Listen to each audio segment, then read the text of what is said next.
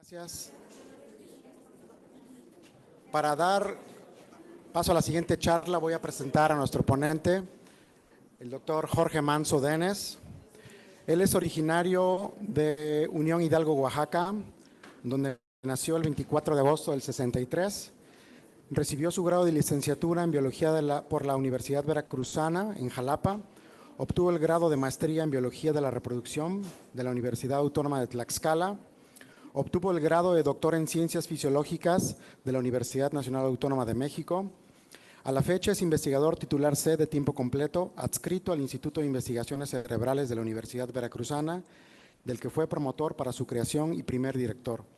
Es miembro del Sistema Nacional de Investigadores Nivel 3, es miembro de la Academia Mexicana de Ciencias, profesor de base del doctorado en Investigaciones Cerebrales, donde también fue promotor para su creación. Ha sido evaluador de artículos para publicación en revistas internacionales, así como proyectos de investigación en el CONACYT. Su producción comprende diversas publicaciones internacionales y nacionales, dirección de tesis de licenciatura, maestría y doctorado, así como participaciones en diversos congresos nacionales e internacionales. El doctor Jorge Manso Denes realiza investigaciones relacionadas con la neurobiología del autismo y, para resaltar tres de sus últimos reconocimientos, fue doctor honoris causa por el Centro de Investigación Atmosférica y Ecológica AC, fue Premio Estatal de Ciencia y Tecnología 2022 y recientemente fue nombrado decano de la Universidad Veracruzana en el 2024. Gracias, doctor Jorge Manso Denes.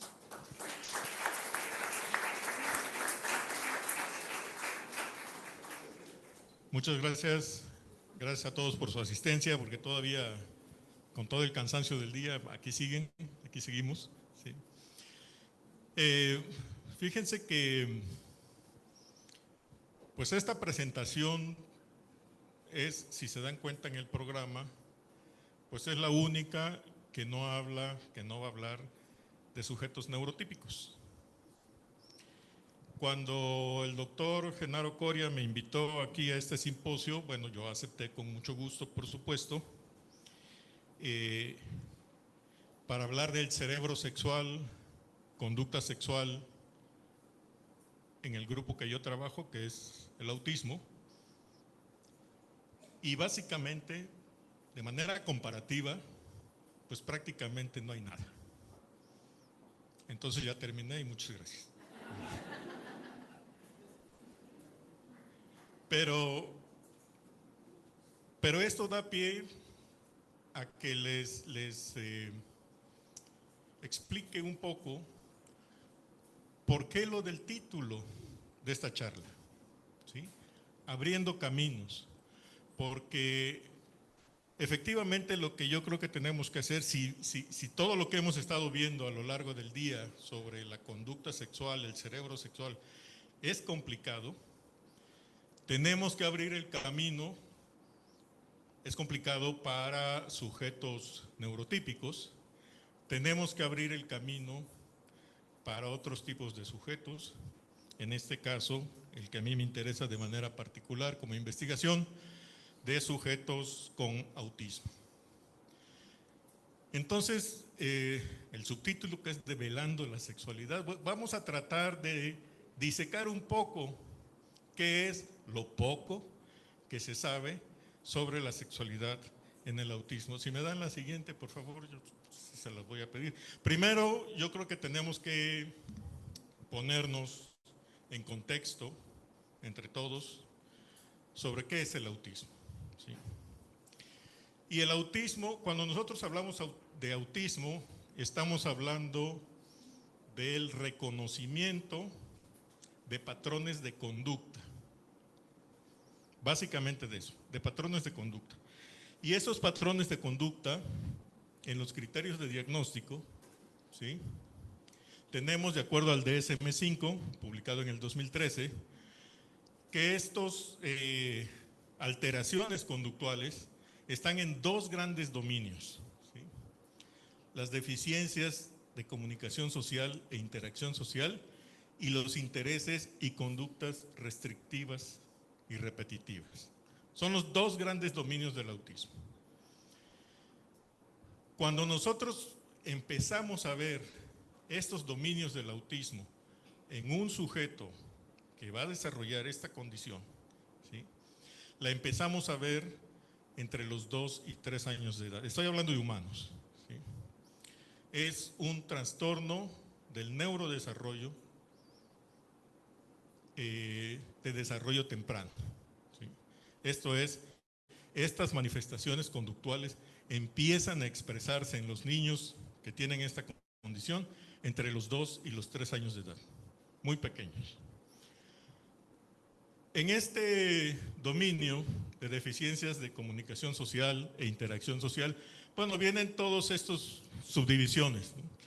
Baja aptitud para iniciar o responder a interacciones sociales, baja comunicación verbal y no verbal y de lenguaje corporal, bajo contacto visual, baja capacidad en la comprensión y expresión y reconocimiento de expresiones faciales, deficiencias para comprender y mantener el contexto en el que se está en un momento dado, bajo juego imaginativo, bajo interés por otras personas y por establecer amistades o vínculos con otras personas.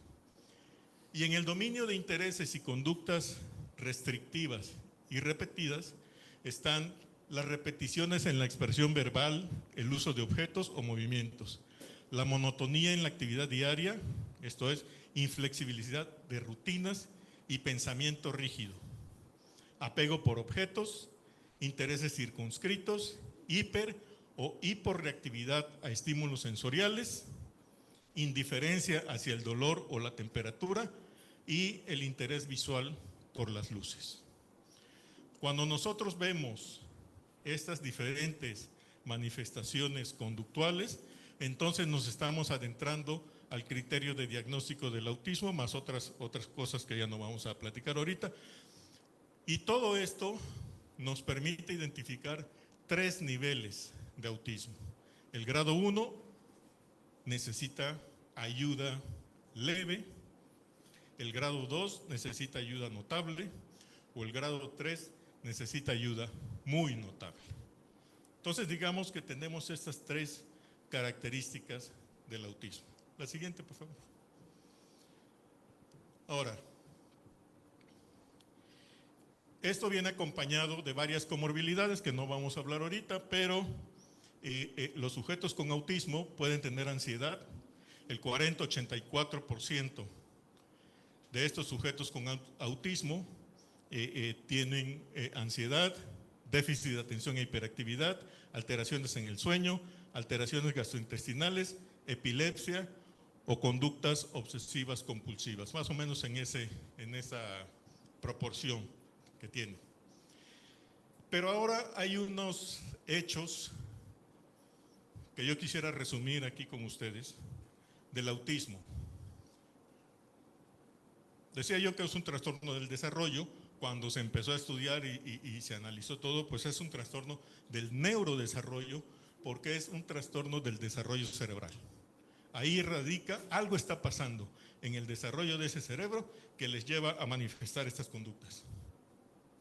¿El origen qué lo causa? Bueno, hay orígenes genéticos, infecciones, teratógenos, y la gran mayoría del origen del autismo se desconoce. No sabemos a qué se debe. Se manifiesta, como ya les había yo comentado, entre los 2 y 3 años de edad, y cada vez hay criterios mucho más modernos, más finos, en donde ya se está pudiendo reconocer mucho antes de esta edad, lo cual es deseable. La preocupación a nivel global, la incidencia es altísima.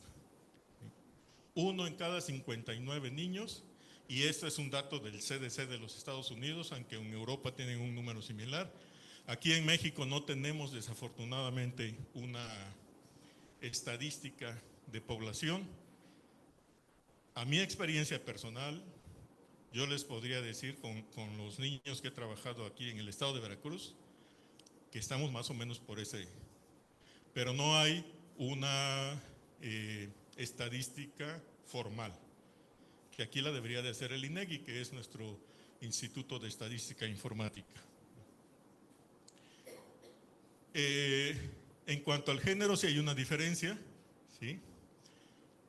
Es una niña por cada 4 niños, todavía se desconoce mucho por qué hay una tendencia masculina hacia el autismo, pero se presenta el autismo tanto en niños como en niñas, aunque en diferente proporción. La distribución es mundial, es una condición que no depende ni de raza ni de situación geográfica, todo se da, el análisis del autismo se ha dado prácticamente en todos los países. Y esto que lo pongo aquí en rojo, la duración, es una condición de por vida, no es una condición mortal. El sujeto no se muere y se puede llegar a ser adulto mayor. El primer sujeto diagnosticado con autismo en 1943, en esta famosa publicación de Kanner, acaba de fallecer hace un año, algo así, tenía 80 y tantos años de edad, ¿no? Esto es, el autismo es una condición de vida. Y ese es el punto al que quería llegar en relación a este simposio. Porque estos sujetos tienen esta condición que va desarrollándose todo el tiempo, que no se quita. Una vez que se manifiesta, queda en ese nivel y será para el resto de su vida. Pero cuando llegan a la adolescencia, entran las cuestiones sexuales. Y entonces se enfrentan a otros retos totalmente distintos, ¿sí? Y esos retos son los que nosotros desconocemos mucho. En algún momento que estaba yo en una clínica donde estábamos trabajando con niños, una clínica muy grande aquí en el estado de Veracruz, frecuentemente tengo interacción con los padres de familia para hablar de lo que pasa aquí. Y en una de esas reuniones hice la pregunta ahí a los padres de familia, porque me llamó la atención. Había una población como de 400 niños con autismo, pero es una clínica que recibe de diferentes condiciones. Y a mí me llamó la atención un hecho de que no observaba yo jóvenes. Si sabemos que es una condición de por vida, en ese lugar solo habían niños. Entonces se me ocurrió hacer la pregunta, ahí en esa reunión de padres de familia. Y les dije, oigan, ¿por qué no hay jóvenes aquí? Jóvenes con autismo. Y se hizo uno de esos silencios incómodos. ¿Sí? Y nadie dijo absolutamente nada. Luego de esas sesiones había un café como el que hay aquí afuera, salimos, ahí estábamos, y se me acercó un padre de familia y me dijo, doctor, no hay jóvenes porque los tenemos encerrados en nuestras casas, porque no sabemos qué hacer con ellos. Sobre todo, no sabemos qué hacer con su conducta sexual. Y entonces yo me quedé en estado de shock. ¿Cómo que no sabemos qué hacer con la conducta sexual de estos jóvenes? Ahí fue donde me empecé a interesar por el tema de la conducta sexual en jóvenes con autismo. Habíamos empezado apenas a diseñar un proyecto con una estudiante que acababa de entrar a nuestro doctorado y se vino la pandemia y ahí se acabó todo. Ahorita ya estamos de regreso, pero desafortunadamente no hemos podido retomar el tema. La siguiente, por favor. Entonces, miren, yo les pongo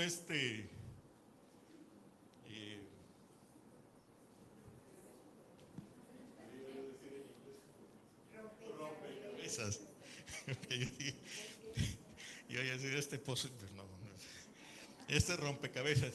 ¿Por qué? Porque cuando hablamos de conducta sexual y hablamos de conducta sexual en desarrollo neurotípico, pues estamos viendo que ya se están construyendo muchas cosas para entender la conducta sexual en el desarrollo neurotípico.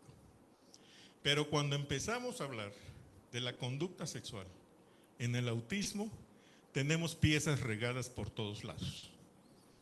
Todavía no sabemos cómo empezarle a dar la forma. Y no sabemos, no es porque no sepamos, sino porque hacen falta muchísimos estudios al respecto. Y realmente hay muy poca gente trabajando con conducta sexual en el autismo. La siguiente. Bueno, aquí lo que les voy a comentar es sobre las bases neurales de la conducta sexual neurotípica, algo que han venido escuchando a lo largo de este simposio y a lo largo de la mañana. No voy a hablar de todas las estructuras, voy a hablar de las estructuras para ir embonando este rompecabezas. Voy a hablar de las estructuras que tienen un papel en la neurobiología de la conducta sexual y que son estructuras que están alteradas en el autismo. Entonces no voy a hablar de todas, nada más de algunos ejemplos, ¿no? La corteza prefrontal, ya sabemos, toma decisiones, planificación y control de impulsos y regulación de diferentes conductas, incluyendo la conducta sexual. La corteza de la ínsula, que está abajo, hay que abrir la corteza parietal y la temporal, y ahí se ve la corteza de la ínsula, su papel en la percepción de emociones y autoconciencia, y la integración de experiencias emocionales y de conducta sexual. La corteza orbitofrontal, procesamientos de recompensa y toma de decisiones, implicaciones sociales y emocionales de la conducta sexual. La corteza del cíngulo, ¿sí?, regulación emocional y toma de decisiones, motivación de la conducta sexual. El cerebelo, una estructura con la que hemos trabajado también arduamente en el laboratorio, encargado de la coordinación motora, pero también de modulación de funciones cognitivas y emocionales y control de la conducta sexual. La siguiente, por favor. Esa es la parte de la corteza. Ahora, en núcleos subcorticales, el hipotálamo, del que ya se ha hablado mucho aquí, yo voy a hablar de manera general como hipotálamo, que regula funciones autónomas y endócrinas, sexuales, y fundamental para la activación y el control de la respuesta sexual.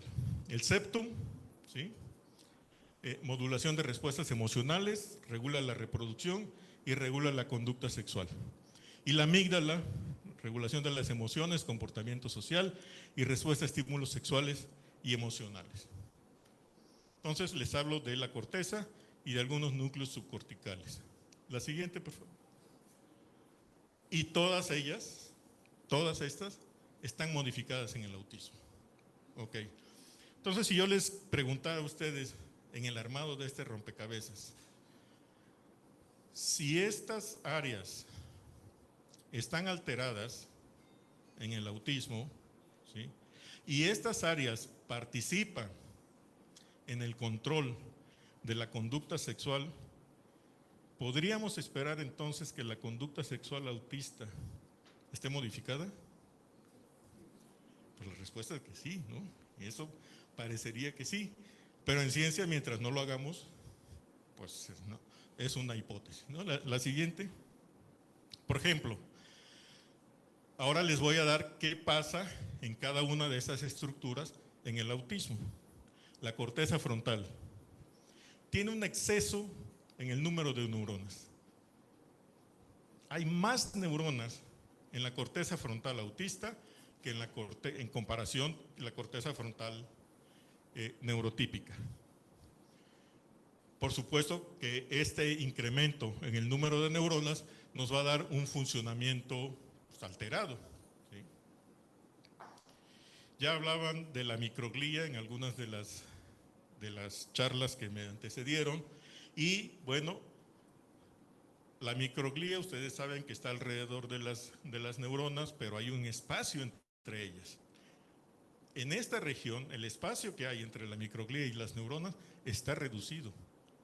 ¿Qué significa eso? No lo sabemos, pero ya se vio anatómicamente que está reducido. Y esta microglía no solo está muy cerca de las neuronas, sino que tiene una activación excesiva, ¿sí? Este es un resumen de lo que pasa en la corteza frontal autista. La siguiente, por favor. La orbitofrontal también tiene alteraciones, ¿sí? La figura que nosotros vemos del cerebro de surcos y las circunvoluciones, este plegado que vemos de la corteza, es un plegado muy característico en todos los cerebros, ¿sí? Y ese plegado en esta corteza orbitofrontal, en los sujetos con autismo, es diferente. Algo cambió en ese plegado. Y eso significa algo. Todavía no sabemos qué, ¿sí? La conectividad y, por supuesto, la función están alteradas. Y nosotros tenemos pues una corteza izquierda y otra derecha. Aquí hay una simetría en la corteza orbitofrontal autista, ¿sí? Es más pronunciada en la región derecha. Y ustedes saben que las neuronas tienen una prolongación, que es el axón, y ese axón está cubierto por una vaina de mielina, que es un aislante, y esa vaina de mielina en estas neuronas es mucho más delgada. Lo que sí sabemos es que cuando hay un proceso de desmielinización, hay una alteración funcional. Entonces, todo lo que les estoy mostrando aquí es lo que empezamos a saber de los cambios en la citoarquitectura de estas regiones. Todavía no sabemos mucho de la función, ¿sí? La siguiente, por favor. El cíngulo, bueno, me voy un poquito más rápido, ya no se los leo, pero también tiene grosor reducidos, modificaciones neuroquímicas. Aquí ya se han observado cambios en los neurotransmisores. Este núcleo presenta conexiones a larga distancia que están alteradas, ¿sí? Hay reducción en el tamaño celular, etcétera. La siguiente, porque me van a cortar aquí. La ínsula también tiene una superficie más extendida, tiene una hipoactividad, ¿sí? La ínsula está como que aletargada, ¿no?, en los sujetos con autismo. Y también la comunicación a larga distancia es deficiente. La siguiente, el hipotálamo, aquí me detengo un poquito, hay una alteración significativa en la regulación hormonal. Y en relación específicamente al autismo, se ha visto una alteración en los procesos de liberación y control de oxitocina y vasopresina, y se hipotetiza que aquí en el hipotálamo, en estas alteraciones que tienen, es donde está la justificación de por qué hay más autismo en niños que en niñas. Todas las hipótesis que hay ahorita apuntan que aquí está el enigma de por qué hay más niños que niñas. Pero ¿qué creen? Es una hipótesis. Todavía no sabemos si eso es cierto. El estudio del hipotálamo en sujetos con autismo es casi nulo. La siguiente. Bueno, la amígdala también presenta cambios estructurales, tiene un mayor tamaño y un mayor número de neuronas, y tiene una densidad mucho menor de receptores estrógeno. Aquí, un dato para el amigo Oscar, para que me quites la chamba. La siguiente. El septum, también cambios significativos. Bueno, vámonos más rápido. El cerebelo, bueno, el cerebelo es una cosa. El cerebelo tiene un dato muy relevante. Además de todos los cambios que están ahí escritos, todas estas modificaciones que les he estado platicando, no es que sucedan en todos los sujetos. O sea, no es que todos los sujetos tengan alterado la corteza frontal, no. Algunos tienen alterado la corteza frontal, otros el hipotálamo, otros la ínsula, etc. Pero lo que sí se ha encontrado es un común denominador. Todos los sujetos con autismo, cuando menos que se han estudiado a la fecha, todos tienen alteraciones en el cerebelo. Ese sí es un dato relevante. Entonces, en el cerebelo también se manejan hipótesis de que hay algo que pasa aquí en esa estructura, ¿sí?, y que dispara las conductas autistas. La siguiente. Entonces, la hipótesis que es lo que ya les había yo preguntado previamente, ¿sí? Es que la conducta sexual y la reproducción en el autismo son procesos alterados. Esa es la hipótesis. Ahora vamos a probarla, ¿sí? La siguiente. Y nosotros iniciamos con un modelo animal. Bueno, iniciamos trabajando con niños y trabajando con modelos animales.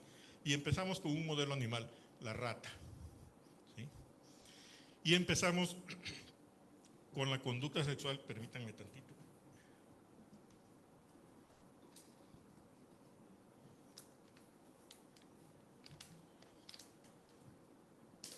Y empezamos con la conducta sexual de la rata. Ahora, ¿cómo se mide la conducta sexual en una rata? ¿Sí? Nosotros tenemos el inicio, que es cuando ponemos a un macho y a una hembra receptiva, por supuesto, y un macho que es sexualmente experto. Cuando ponemos a la pareja, el macho va a ejecutar dos conductas fundamentales. La monta, el macho se sube a la hembra, hace los movimientos pélvicos, pero el pene no ingresa a la vagina de la hembra. No hay intromisión. Entonces, a eso le llamamos monta. Se desmonta el macho y luego hace otro proceso que se llama la intromisión.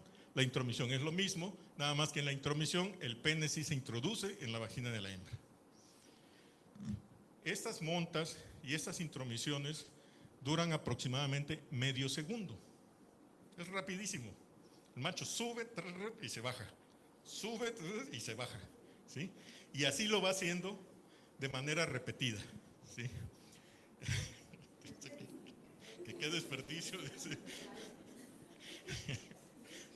Pero bueno, así es la conducta, así es la cosa. Bueno, entonces, ¿qué es lo que hace el macho? El macho ejecuta varias montas, cada bolita verde es una monta, y varias intromisiones, cada bolita azul es una intromisión. Y la secuencia no la conocemos, es variable la secuencia. Entonces, ejecuta varias montas y varias intromisiones hasta que eyacula, ¿sí? Esta es una representación gráfica de lo que es la conducta sexual. Ahora, ¿cómo se mide? Medimos del inicio a la primer monta, latencia de monta. Del inicio a la primera intromisión, latencia de intromisión. Esto es el tiempo que tarda desde que empezó hasta la primera monta. Ese tiempo le llamamos latencia de monta. El de la primera intromisión, latencia de intromisión. Y de la primera intromisión a la eyaculación, el tiempo que pasa aquí, le llamamos latencia de eyaculación. Además, contamos el número de montas, el número de intromisiones, y hacemos una operación matemática que es una proporción, que es se le llama el índice de intromisión, que es el número de intromisiones dividido entre la suma del número de montas más el número de intromisiones. Esta proporción te da un valor entre 0 y 1, y este valor, acercándose al 1, es que el macho tiene mucha potencia sexual, y acercándose al 0 es que tiene menor potencia sexual. Esa es la manera en cómo se cuantifica. La siguiente, por favor. ¿Qué hicimos nosotros? Bueno, tuvimos a nuestros machos con desarrollo neurotípico y tuvimos a nuestros machos con desarrollo con autismo, ¿sí? Se preguntarán ustedes, ¿y cómo le hacen para la inducción del autismo?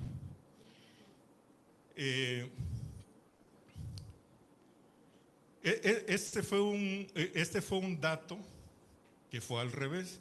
En lugar de ir de los animales al humano, fue del humano a los animales, ¿sí? En la década de los 50 del siglo pasado, las mujeres que tienen epilepsia, que se embarazan y que durante el embarazo tienen una crisis, tienen altas posibilidades de abortar.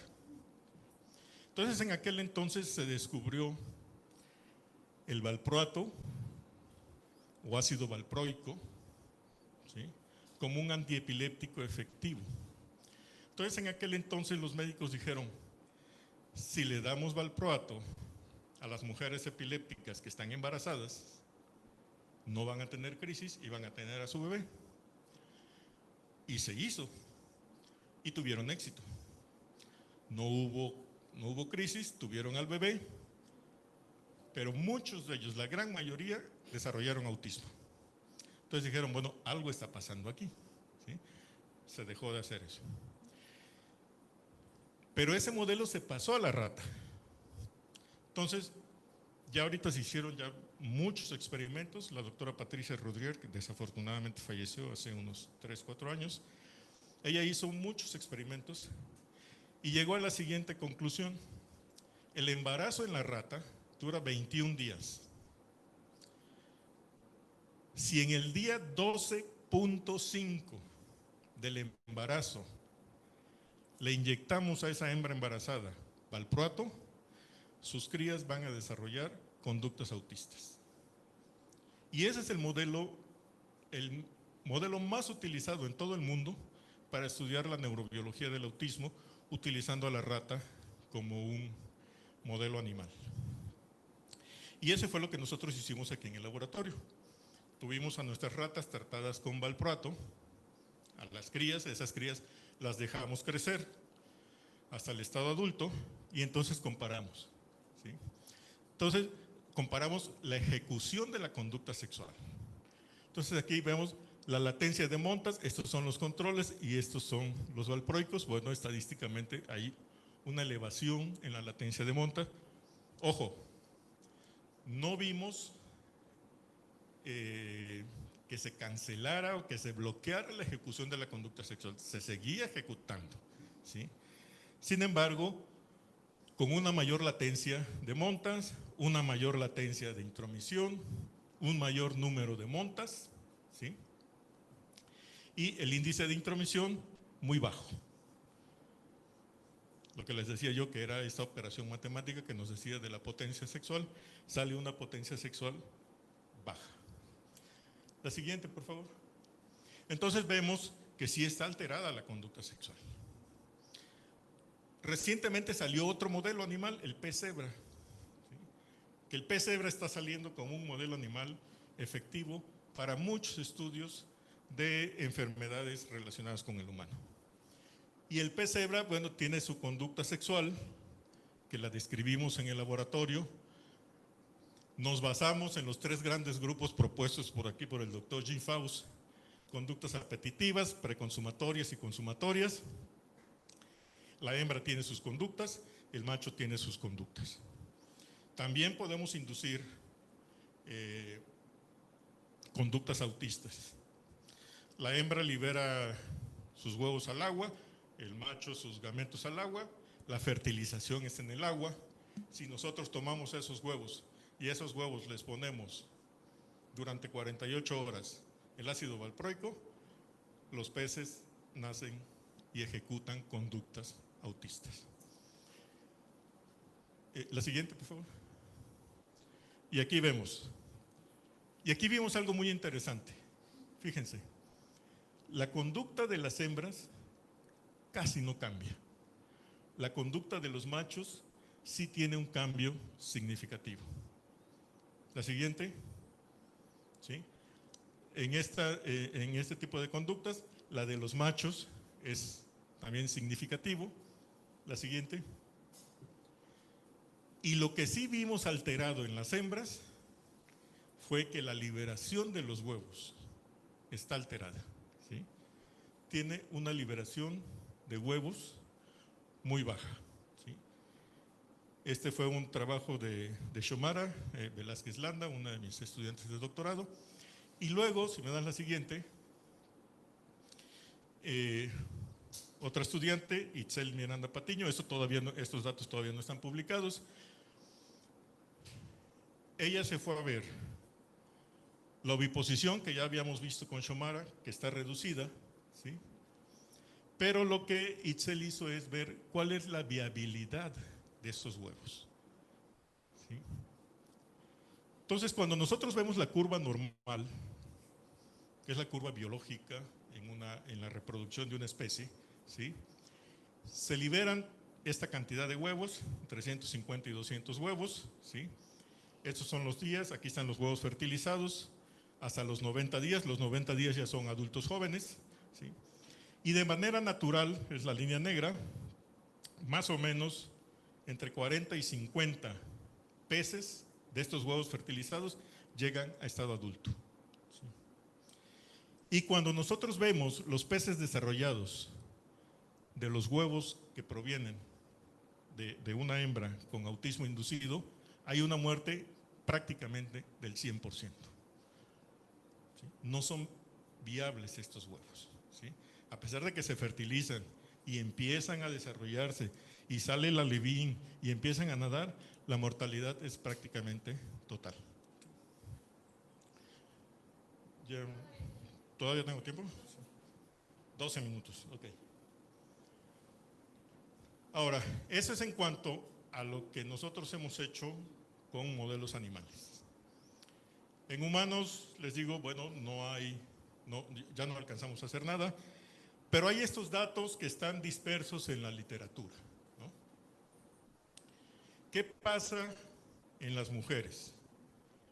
Su fisiología sexual se adelanta significativamente. Solo en las mujeres, en los hombres no.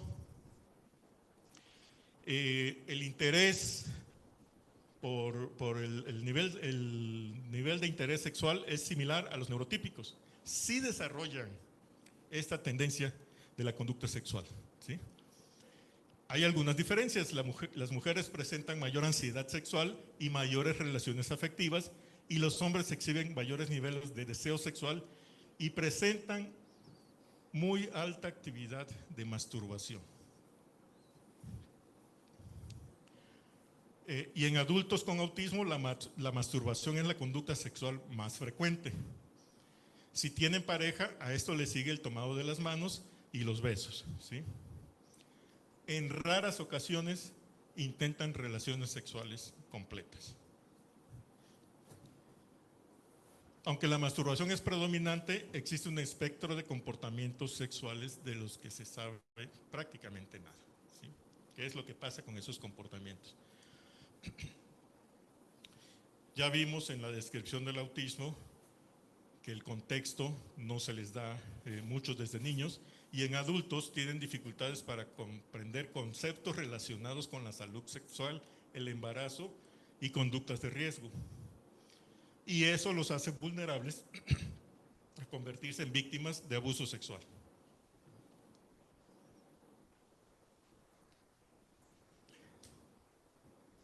Ahora, tienen problemas con el manejo social de la sexualidad. Tienen conductas inapropiadas. Esto yo creo que muchos los conocen. Masturbación en público, contacto físico inadecuado hacia otras personas, comentarios sexuales fuera de lugar y manifestación de actividades sexuales que no se adaptan a las normas sociales. Y esto los ha llevado a tener muchos problemas legales, por supuesto, ¿no? Por eso es que los tienen encerrados en sus casas, ¿sí? Porque no se sabe cómo lidiar con esto. Y se ha propuesto ya un control farmacológico, que es un medicamento que se llama mirtazapina. Es un antidepresivo, pero este antidepresivo ha mostrado efectividad para controlar conductas sexuales inapropiadas. La siguiente. Ahora, el potencial reproductivo. Nosotros lo vimos en los peces, por supuesto. En los hombres con autismo se desconoce. No sabemos cuál es su potencial reproductivo, ¿sí? Las mujeres con autismo de alto funcionamiento, que de los 3 niveles es el nivel 1, ¿sí?, tienen la capacidad de embarazarse, con retos significativos. Ustedes saben que son sensibles o hipersensibles al toque, al contacto físico. Ahora tienen algo adentro que está haciendo contacto físico con ellas. Y no solo está haciendo contacto físico, sino que se mueve, ¿sí? Y esto es algo que no lo controlan muy bien, ¿sí? Y bueno, lo que sí se ha visto es que tienen complicaciones obstétricas, nacimientos prematuros, preeclampsia, que es lo de la presión arterial, y los partos por cesárea. Difícilmente tienen un parto natural. La siguiente, por favor. Y creo que con eso ya acabo. En cuanto a la orientación sexual, aquí hay un dato muy interesante en cuanto a la orientación sexual que necesitamos todavía analizar muchísimo, ¿sí?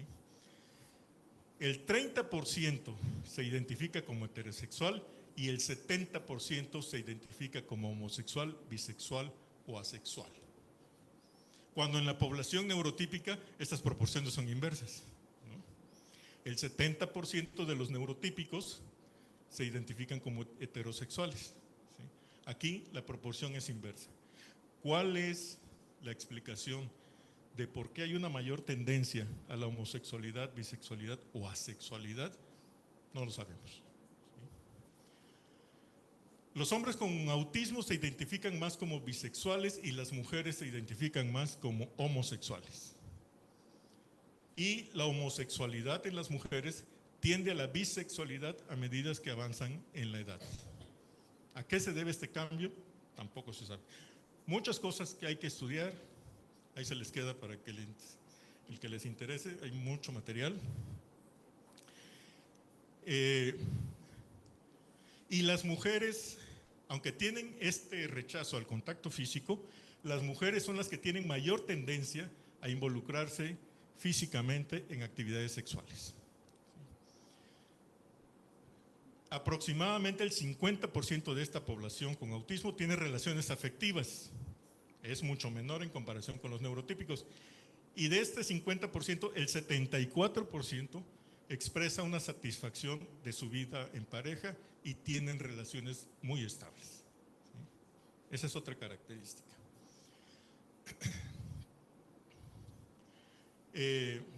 Y bueno, la pregunta: ¿cuál es la razón de la mayor diversidad sexual y la tendencia a la bisexualidad y homosexualidad en el autismo? Con esta cierro para que se la lleven de tarea. Muchas gracias.